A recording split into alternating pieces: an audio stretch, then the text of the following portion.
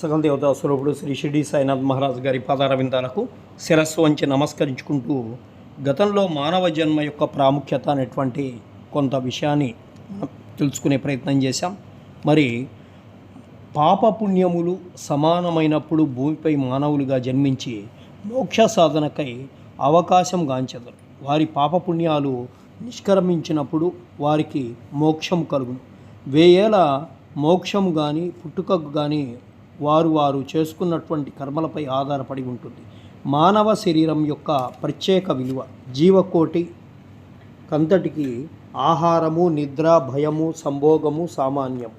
మానవునికి ఇవిగాక మరొక ప్రజ్ఞ గలదు, అదే జ్ఞానం. దీని సహాయంతో మానవుడు భగవత్ సాక్షాత్కారాన్ని పొందుతున్నారు. ఇంకే జన్మ యందు కానీ దానికి అవకాశము లేదు. ఈ కారణం చేతనే దేవతలు సైతం మానవ జన్మను